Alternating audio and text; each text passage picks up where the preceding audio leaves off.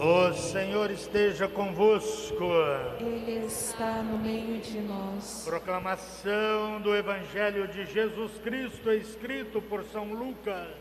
Glória a vós, Senhor. Naquele tempo, Jesus acrescentou uma parábola porque estava perto de Jerusalém e eles pensavam que o reino de Deus ia chegar logo.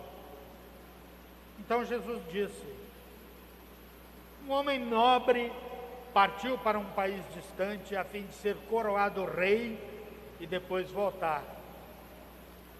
Chamou então 10 dos seus empregados, entregou 100 moedas de prata a cada um e disse: procurai negociar até que eu volte. Seus concidadãos, porém, o odiavam e enviaram uma embaixada atrás dele dizendo: nós não queremos que esse homem reine sobre nós. Mas o homem foi coroado rei e voltou. Mandou chamar os empregados, aos quais havia dado o dinheiro, a fim de saber quanto cada um havia lucrado. O primeiro chegou e disse: Senhor, as 100 moedas renderam 10 vezes mais. Aí o homem disse: muito bem, servo bom, como foste fiel em coisas pequenas, recebe o governo de 10 cidades. O segundo chegou e disse: Senhor, as 100 moedas renderam 5 vezes mais. O homem disse também a este: recebe tu também o governo de 5 cidades. Chegou o outro empregado e disse: Senhor, aqui estão as tuas 100 moedas. Eu as guardei num lenço, pois eu tinha medo de ti, porque és um homem severo, recebes onde não deste e colhes onde não semeaste. Aí o homem disse a esse servo: servo mau, eu te julgo pela tua própria boca. Tu sabias que eu sou um homem severo, que recebo o que não dei e colho o que não semeei. Então por que tu não depositaste o meu dinheiro no banco? Ao chegar, eu retiraria com juros. Depois disse aos que estavam aí presentes: tirai dele as 100 moedas e dai àquele que tem 1000. Os presentes disseram: Senhor, esse já tem 1000 moedas. Aí ele respondeu: eu vos digo, a todo aquele que já possui, será dado mais ainda. Mas àquele que nada tem, será tirado até mesmo o que tem. E quanto a esses inimigos, que não queriam que eu reinasse sobre eles, trazei-os aqui e matai-os na minha frente. Jesus caminhava à frente dos discípulos, subindo para Jerusalém. Palavra da salvação. Glória a vós, Senhor. Podemos sentar?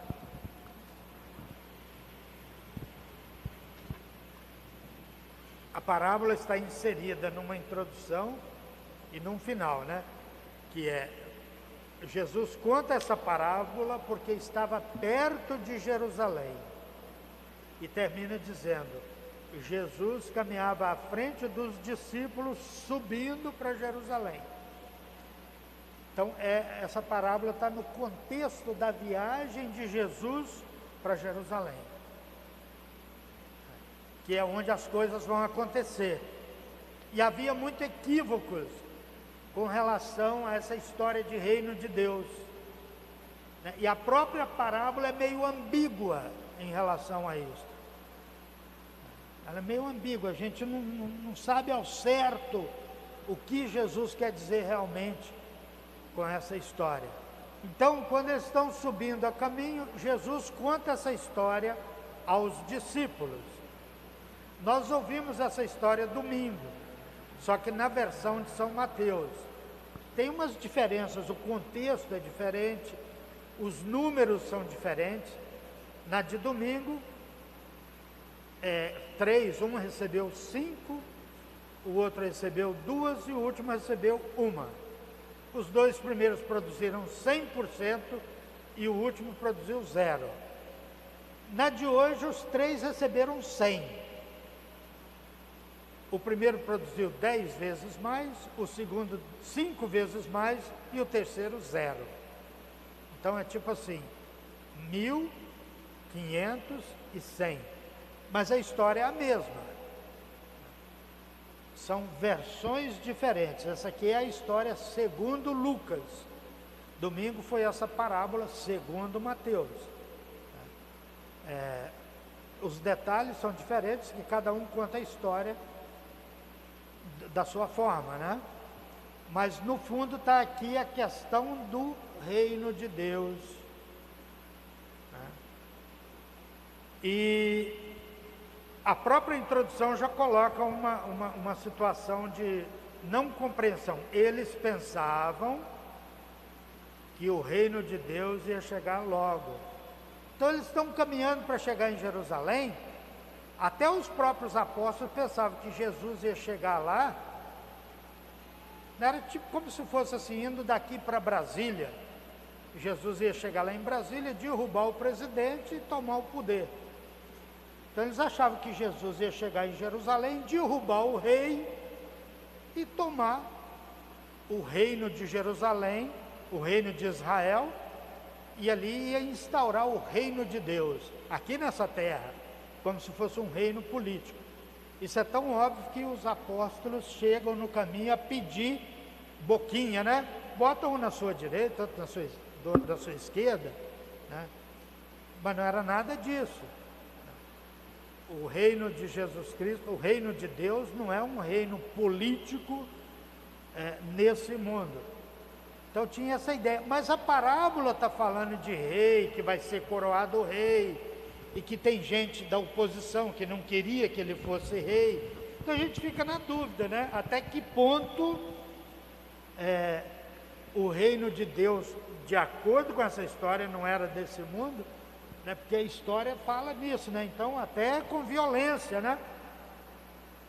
Aqueles que estavam fazendo oposição, que não queriam que eu fosse coroado rei, que não queriam que eu reinasse sobre ele, traz aqui que eu vou matar todo mundo.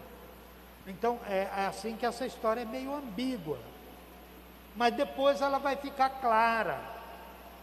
Quando Jesus chegar em Jerusalém e passar aquela semana ali, ele vai ser denunciado, vai ser preso, vai ser torturado, vai morrer. Ali tem os diálogos que fica claro, né? Fala, olha, eu não tenho nada a ver com esse reino aqui não, o meu reino não é desse mundo, né? Então fica claro o que é o reino de Deus. Essas são as parábolas do reino. Quando a gente vai chegando no fim do ano litúrgico, a gente é exposto a 2 temas muito importantes no Evangelho, que é o tema da segunda vinda de Cristo e o tema do reino de Deus. Hoje, então, nós estamos diante do reino de Deus. Padre, mas e aqueles 3 sujeitos que receberam aquele dinheiro, aqueles talentos? Pois é, Cristo confiou a nós a construção do reino de Deus. Esse homem nobre aqui que vai para longe é Jesus Cristo. Aqueles que receberam as 100 moedas somos nós. Ele não exige da gente mais do que a gente pode produzir.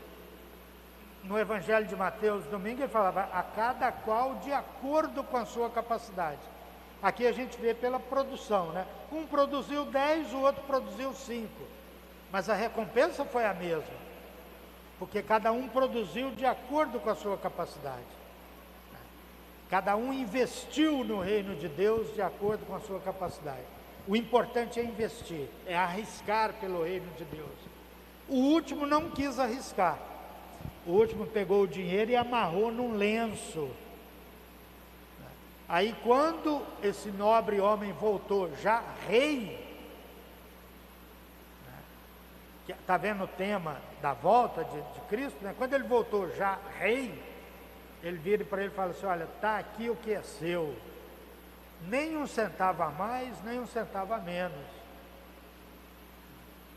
E ainda insulta o rei, né? Fala, o senhor é um sujeito que recebe, onde o senhor não tem para receber. O senhor é um sujeito que colhe sem ter plantado, severo pra caramba, então eu não quis arriscar. Eu não arrisquei. E aí aquele sujeito é chamado de mau e é condenado. Por quê? Porque ele não teve coragem de arriscar para o reino de Deus. Nós temos que arriscar. E no risco a gente pode perder tudo. Quem é negociante sabe disso. Você trabalha 30 anos, economiza um dinheiro, abre um negócio e em um mês ele fale.